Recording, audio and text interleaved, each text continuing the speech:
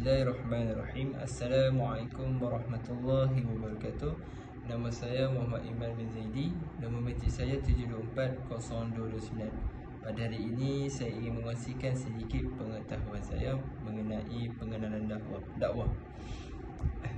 Dakwah ini berasal daripada perkataan bahasa Arab iaitu dakwah, iaitu mengenali, mengajak dan menyeru. Dalam Islam, dakwah ini bukannya sahaja mengajak umat Islam untuk membuat perkara yang baik, tetapi untuk membentuk akhlak yang terpuji di sisi Allah yang berlandaskan Al-Quran dan Sunnah. Dakwah ini sebenarnya sangat luas. Ia bukan sekadar ceramah ataupun khutbah.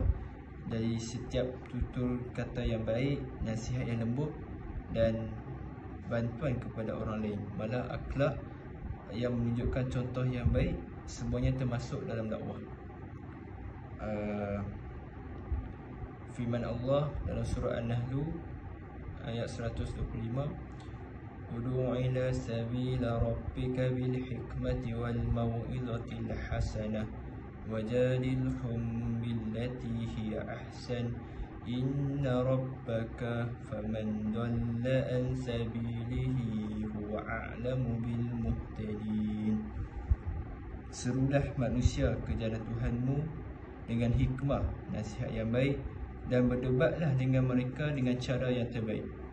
Ayat ini dia mengajar kita bahawa dakwah ini mesti dilakukan dengan hikmah, penuh kebijaksanaan, bukan dengan paksaan ataupun kekerasan.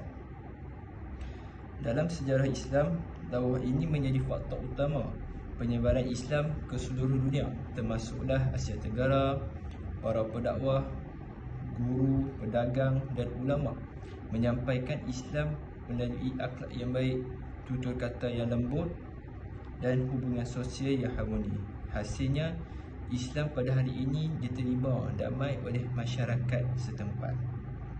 Pada zaman sekarang, dakwah ini telah berkembang dengan pesat, iaitu melalui media sosial, pendidikan, kebajikan dan komunikasi moden. Namun matlamatnya tetap sama, iaitu mengajak manusia kepada kebaikan dan membina masyarakat yang berakhlak mulia.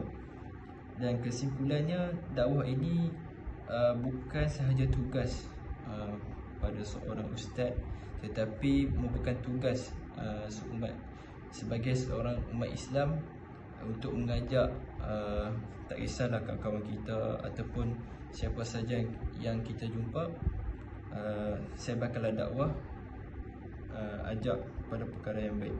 Dan itu saja pada saya. Assalamualaikum warahmatullahi wabarakatuh.